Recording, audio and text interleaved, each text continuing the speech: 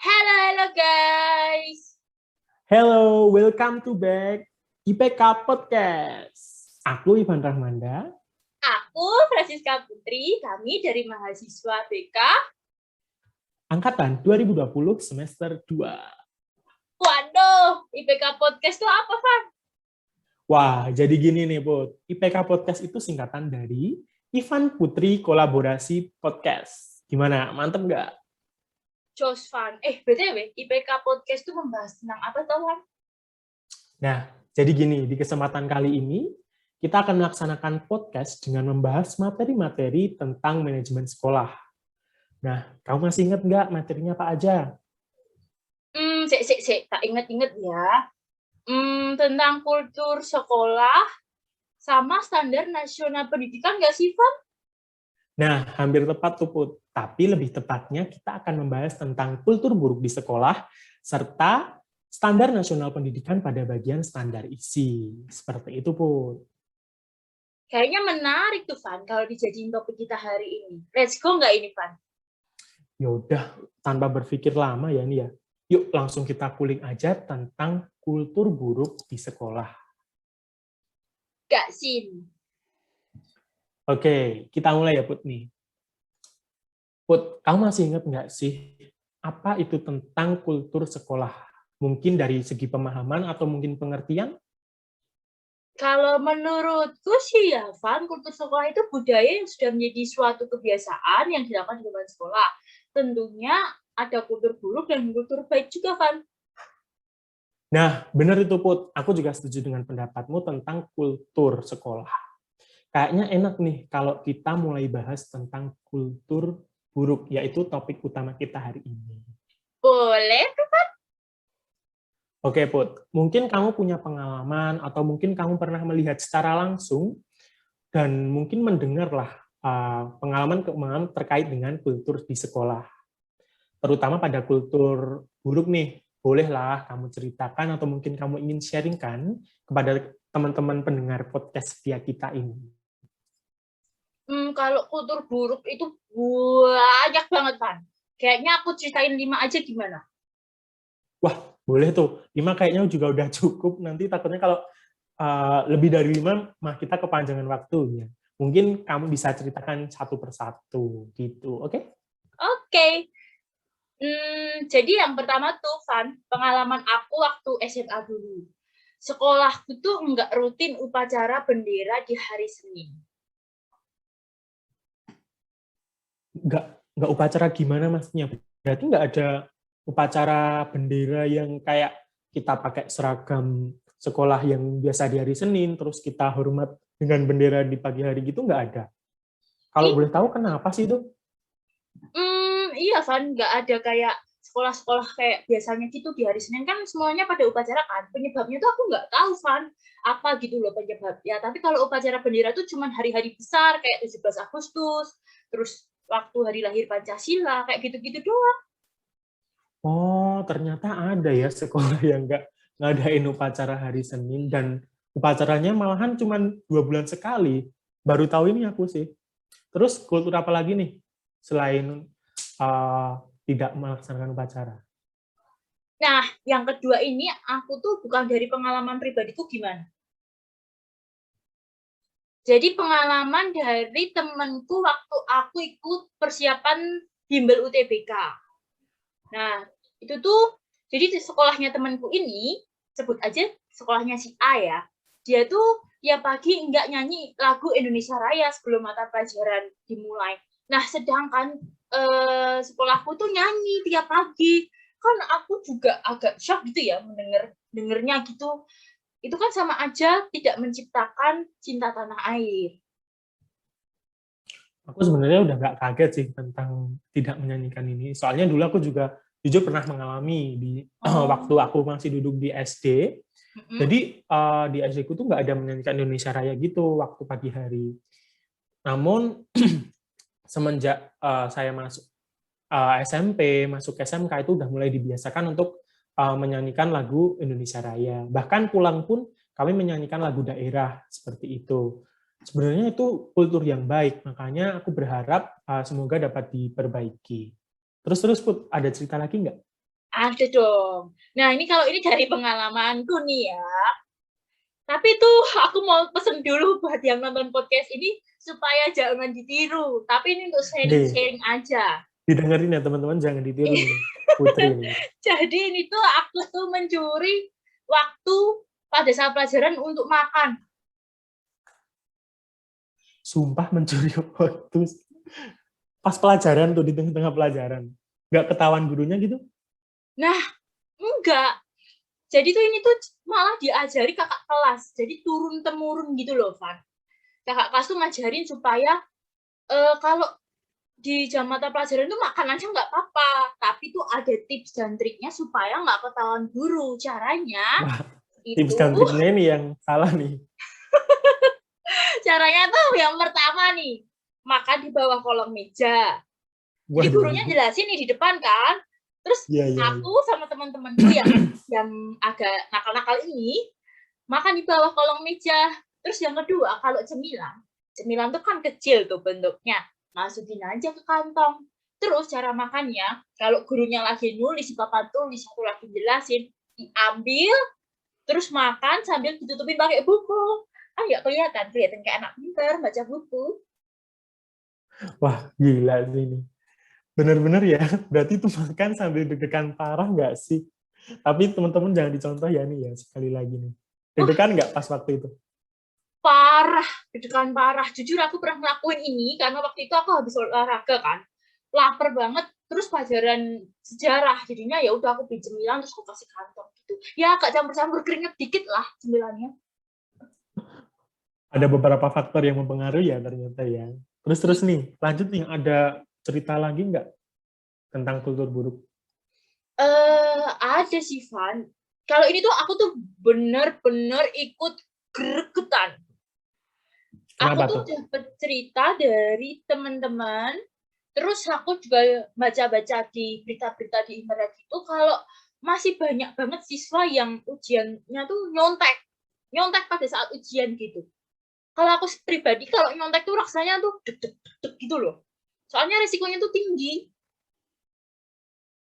Iya bener sih, dalam artian gini, uh, hal kultur buruk ini itu tuh udah kayak hal yang rahasia umum gitu aja nggak sih? Dalam artian kayak kita mencontek gitu. Bener-bener sih sering terjadi juga kayak gitu. Nah, kalau boleh tahu apa sih penyebabnya kira-kira, Put? Kalau menurutku nih ya, menurut pandanganku itu dari karakter siswanya sendiri, dari mentalnya siswanya sendiri. Kalau dipikir-pikir emang benar juga sih katamu tadi. Iya. Itu juga tergantung kembali pada pribadi masing-masing, kembali pada karakter siswa, gitu nggak sih?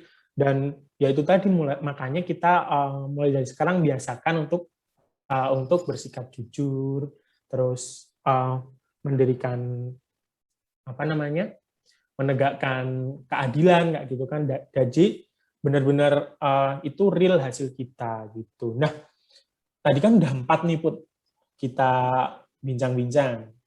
Satu lagi deh, kan katanya kamu tadi mau 5. Iya nggak? Iya. Satu lagi ya. Duh, yang terakhir ini tuh terjadi pada saat kelulusan. Jadi tuh kalau kelulusan tuh ada kan kultur yang coret-coret baju seragam gitu-gitu kan, Van. Terus Oh, konvoy. yang itu ya, pada bawa pilok, pada touring-touring, kok touring siapa sih, kayak ya konvoy itu tadi, kita keliling-keliling gitu nggak sih maksudmu? Iya, kan itu ngeri banget toh. Kan seharusnya nih, kalau apa seragamnya ini tuh nggak perlu dicoret-coret tuh nggak perlu, tapi kita sumbangin untuk adik kelas. Kalau misalkan dia salah seragam gitu kan bisa, malah lebih berkah gitu kan daripada Nah, bener dicoret-coret. banget. Bener banget. Aku juga setuju sama kamu. Salut sih kalau kamu bisa berpikir seperti itu. Gini nih. Tapi kan kamu juga kelak akan menjadi seorang calon pendidik ya. Nah, menurut kamu pribadi, atas dasar masalah-masalah yang sudah kamu alami dan kamu rasakan tadi, menurutmu ada nggak yang dapat kamu lakukan untuk mengatasi masalah-masalah tersebut? Kalau nantinya aku jadi guru di sekolah yang aku kerja gitu, Kalau untuk masalah kultur buruk yang tidak dilaksanakannya upacara bendera di hari Senin dan tidak nyanyi Indonesia Raya sebelum pelajaran dimulai, kalau aku akan mengusulkan ke kepala sekolah waktu penyusunan kalender akademik supaya wajib kalau hari Senin itu pokoknya harus upacara bendera karena ini untuk cinta tanah air kan.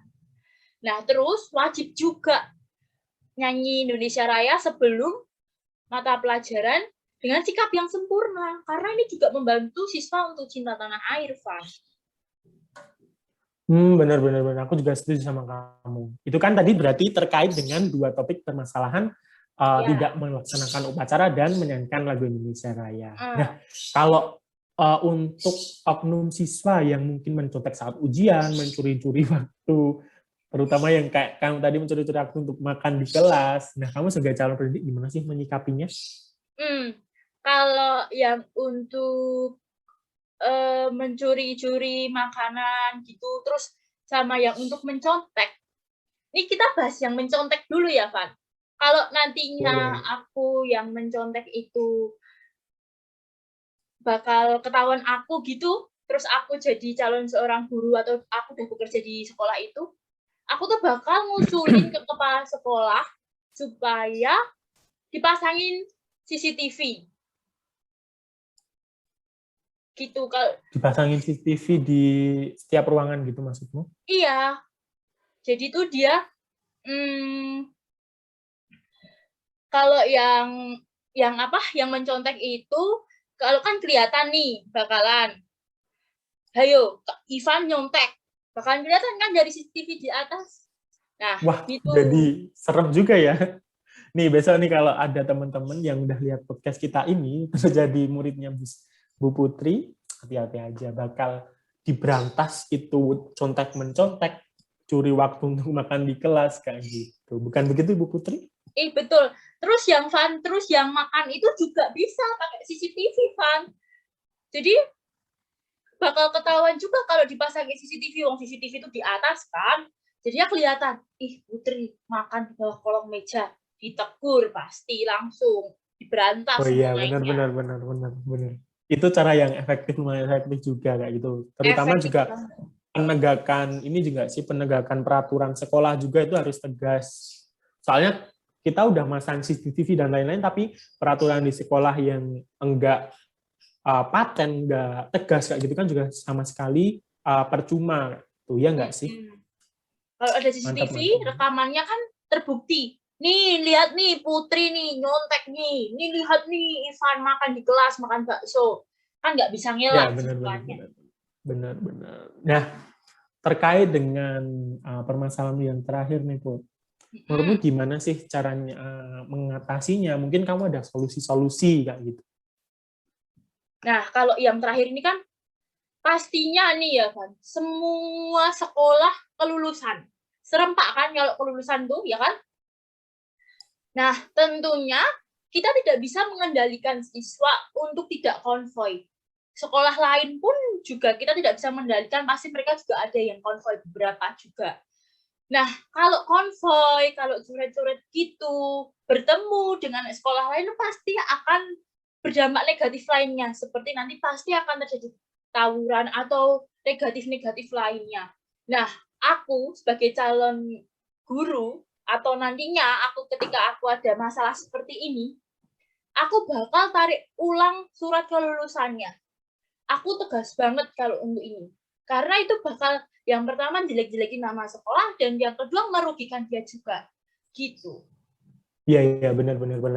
Aku juga setuju sih dengan apa pendapatmu tadi. Yang pertama kita bisa memberikan efek jera gitu kan kepada siswa, dan sebelumnya kita kayak udah mengantisipasi, dalam artian kayak kita udah mengumumkan kepada siswa-siswi kita bahwasanya kita menolak keras atas konvoy dan coret-mencoret seperti itu, karena benar-benar tidak ada faedahnya atau manfaatnya bagi kita gitu. Benar setuju banget. Iya, tapi kok udah selesai aja nih tentang kultur buruk, nggak ada pembahasan lagi nih tentang kultur buruk. Kayaknya kalau kultur buruk nggak ada nih, tapi kita ngomong-ngomong nih kan di dunia pendidikan kan. Kamu inget nggak sih sama terkait dengan standar isi yang ada di sekolah? Wah, ya jelas ingat. Yang pernah dipresentasikan di awal-awal perkuliahan itu kan?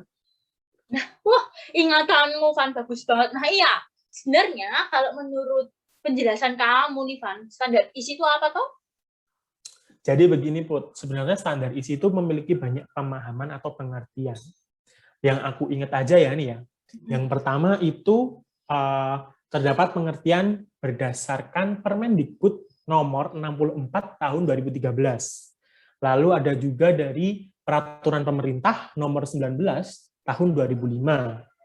Nah, terus satu lagi tuh tentang nih UUSP nomor 20 tahun 2003 kalau nggak salah itu.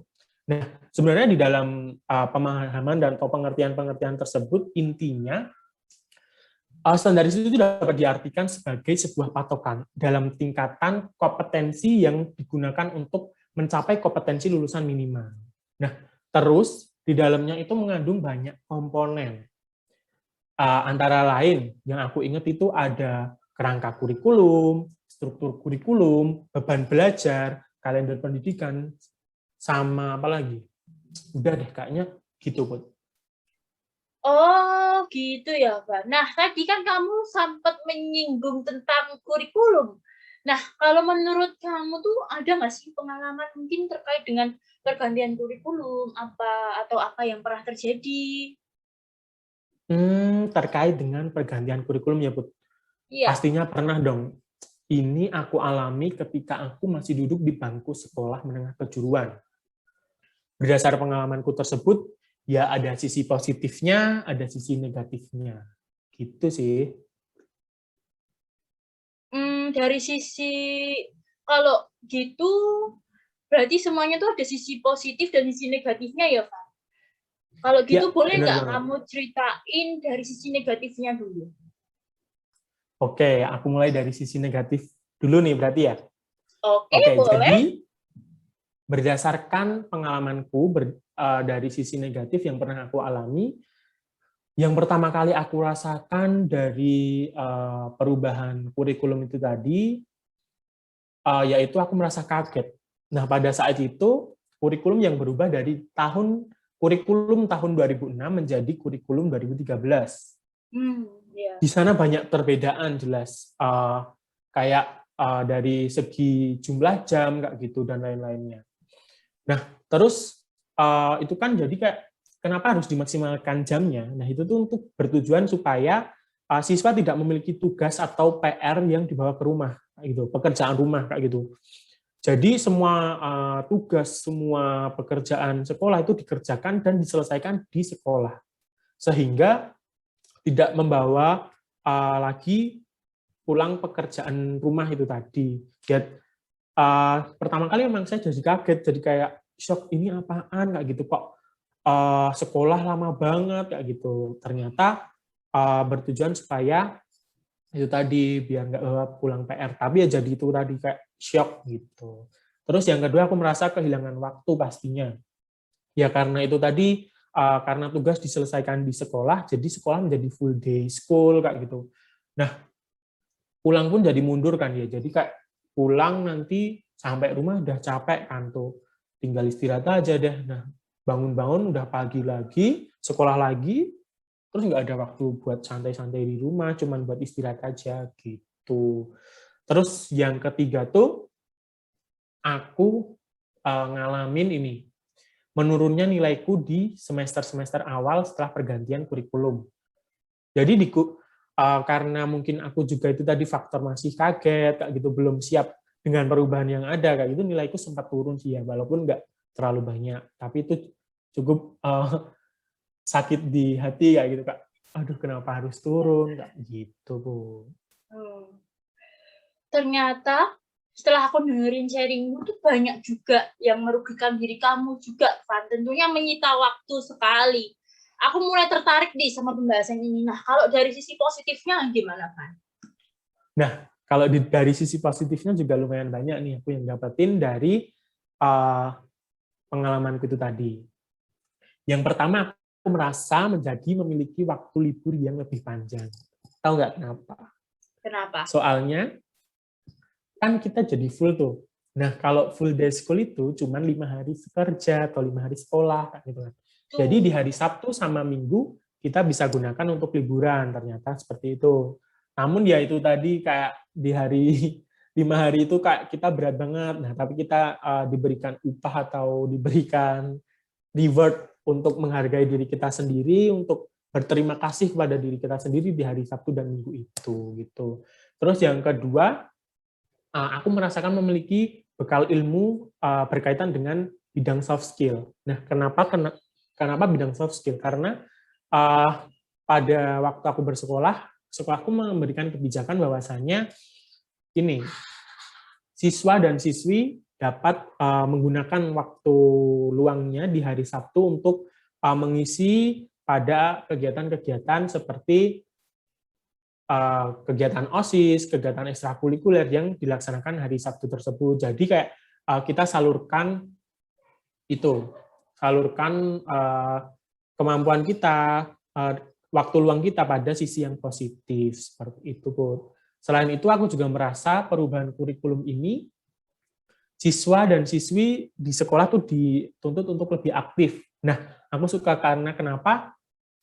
Yang pertama, bisa melatih public speaking juga kan, karena siswa juga setiap harinya disuruh ngomong di depan kelas, kayak gitu. Ketika ada materi, kita tidak hanya mendengarkan, tapi kita berinteraksi aktif. Seperti itu. Aku suka, jadi kayak kelas nggak kelihatan sepi, kelasnya jadi hidup, kayak gitu tuh aku suka. Terus, yang terakhir, dengan adanya perkembangan ini tuh aku merasa Bapak Ibu guru dan warga sekolah yang lainnya memanfaatkan teknologi karena yaitu tadi kita dituntut untuk mengikuti kemajuan era globalisasi seperti itu. Nah, dengan itu kita dapat memanfaatkan teknologi-teknologi seperti smartphone kayak gitu, terus ada laptop kayak gitu, kita bisa gunakan di dalam kelas saat pembelajaran gitu, Put. Wah, cukup menarik juga sisi positifnya, tapi bagi aku lebih menarik sisi positifnya, Pak. Karena itu berguna juga bagi diri kita, dirimu, gitu kan? Nah, ngomong-ngomong, sebenarnya apa toh yang membuat kurikulum itu harus berganti? Nah, sebenarnya yang aku tahu aja ya nih, Put, ada beberapa penyebab nih, Put. Put, maksudku bukan Put. Sorry. Kalau berdasar pemahamanku sendiri, itu didasari karena ada perkembangan globalisasi, sehingga menuntut perkembangan di dunia pendidikan juga yang harus ikut berjalan dan mengikuti supaya tetap serasih seperti itu. Lalu yang kedua mungkin pada kurikulum sebelumnya terdapat hal-hal yang belum sempurna, sehingga pada kurikulum selanjutnya dapat disempurnakan dan diperbaiki seperti itu, Put. Yang aku pahami itu sih. Jadi tuh kayak gitu ya, Pak. Bener juga. Karena saking senengnya bahas ini nih Fani jadi belibet nih. Karena seiring Santai aja. seiring perkembangannya zaman, terdapat perubahan-perubahan yang harus terjadi seperti contoh pada kurikulum K13 yang meminta siswa untuk lebih aktif gitu kan, Van. Nah, terus benar. Ivan, terkait dengan kamu kan kelak bakal jadi seorang pendidik, bakal jadi Pak Guru di sekolah. Menurut kamu pribadi apa sih yang dapat kamu lakukan ketika kamu mendapati perubahan seperti ini? Gitu. Baik, Put. Kalau ketika aku menjadi seorang pendidik dan menemui perubahan kurikulum seperti ini lagi, berdasarkan pengalamanku saat ini, yang pastinya aku pertama akan memahami dan memberikan pengertian kepada diri saya. Oh, ini tuh ada perubahan, guys. Jadi kayak, ayo, kamu bisa pasti mengikuti perubahan ini. Terus yang kedua, saya mencoba untuk membiasakan diri saya pada perubahan tersebut. Dalam artian ya kayak kita membiasakan istilah biasanya itu adaptasi ya gitu. Nah, kita harus mudah beradaptasi dalam mengaplikasikan atau mungkin melakukan kebiasaan-kebiasaan baru dari kurikulum terbaru seperti itu. Dan yang kedua, saya akan membimbing dan mengajari peserta didik saya supaya dia juga bisa paham dan dia bisa menerima atas perubahan-perubahan yang terjadi. Mungkin seperti itu, Bu. Oh, gitu. Tapi aku tuh setuju banget, Van. Ketika aku menjadi seorang pendidik, hal tersebut yang akan aku lakukan itu ya mungkin aku akan kolaborasi dengan guru yang lain supaya mensukseskan perubahan tersebut. terakhir nih Van, kamu tuh ada pesan nggak sih yang ingin kamu sampaikan untuk pendengar podcast IPK ini? Pesan ya nih ya. Kalau dari pesan sendiri sih ada pastinya, Bud, yang ingin saya sampaikan kepada para pendengar podcast IPK ini. Nah, Apa? aku ingin berpesan, kuasailah dirimu, terutama kemampuanmu, maka kamu akan mudah dengan menghadapi perubahan-perubahan pada dunia. Gitu. Jadi kayak kita harus menguasai diri kita sendiri, maka kita akan bisa menguasai perubahan di dunia. Seperti itu, Bud. Nah, kalau dari aku pribadi nih ya, pesanku tuh menjadi pribadi yang gampang beradaptasi dan gampang memilah. Kalau misalkan di sekolah itu ada tutur buruk, ya udah nggak usah diikuti. Kalau misalkan di sekolah itu ada perubahan kurikulum, ya kita harus cepat beradaptasi supaya nilai kita stabil, nilai kita tambah baik. Itu, Van.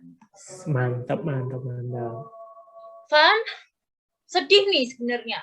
Nggak kerasa. Kenapa? Aduh. Kerasa podcastnya tuh udah mau selesai. Soalnya topik yang kita bahas itu udah habis. Oh iya, ini emang udah berapa? Iya, udah mau habis waktunya, ternyata udah cukup lumayan panjang ya ini ya. Iya, bener banget, Van. Ini tuh kita bahas tentang topik di mata kuliah manajemen sekolah. Pokoknya tuh seru banget, tapi aku berharap banget next time kita bakal bisa bahas topik lainnya. Ya benar, kita bisa kulik-kulik lagi ya, lebih mendalam dan lebih berarti kayak gitu. Dalam artian kita bisa mengedukasi juga buat teman-teman di sekitar kita supaya lebih mantap. Semoga di podcast kita kali ini dapat berguna bagi pendengar dan semoga ada manfaatnya juga. Amin, Van. Semoga bisa membantu belajar untuk teman-teman yang mendengarkan podcast ini. Aku pribadi minta maaf ya kalau aku ada salah kata atau perbuatan ya teman-teman. Ya, sama aku juga mengucapkan banyak terima kasih sudah rela mendengarkan podcast kita ini. Maaf kalau masih banyak kesalahan atau mungkin ada kekurangan dalam saya berkata-kata. Semoga dimaafkan ya, amin. Oke teman-teman, kita berdua pamit undur diri. Bye-bye, sampai jumpa Bye-bye. lagi.